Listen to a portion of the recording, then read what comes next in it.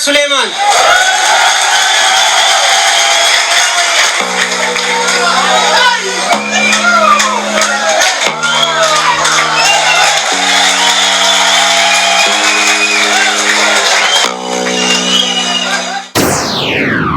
Sakababa utuu gammachiiftuu isiniin dhaqqaba. Ibila 28 Kanaadaa magaalaa Kaalgaarii keessatti Umar Suleiman qophii adda ta'e isiniif qopheessee harka isiniif qaba. Jalatti qophaa'aa isinitti jabaa. Haala sabni keenya amma biyya keessa irra jiru ilaalchisee duraaf duuba laalee bitaa mirga dubbii waliin madaalchisee geerarsa haaroo taphoota warraayisaa fedhiitiin dhufee isiniin bohaarsa.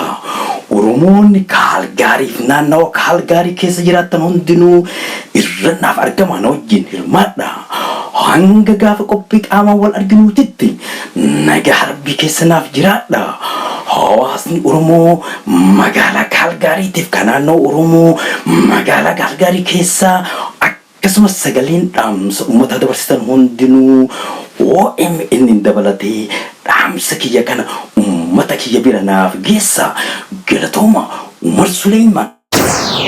Waraanni wayyaanee waraanni hiitilal waraanni den wazi warri maqaa jedhaa jedhamu agaazi diinni ammaan tana uummata Oromoo lafarraa dhadhayu osoo ooleen bulin biyya teenya irraa akka nurraa ka'u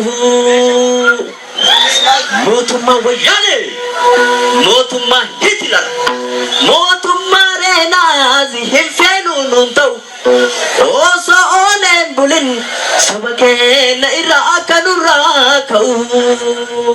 Waraanni wayyaanee Oromiyaa keessa haa ba'u.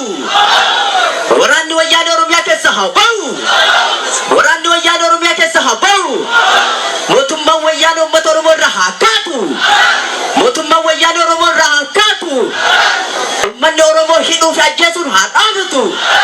Uummata Oromoo ajjeesuun hidhuun haa dhaabatu. Hidhamtoonni keenya mana hidhaatti haa ba'an. Hidhamtoonni keenya mana hidhaatti haa ba'an. Barattoonni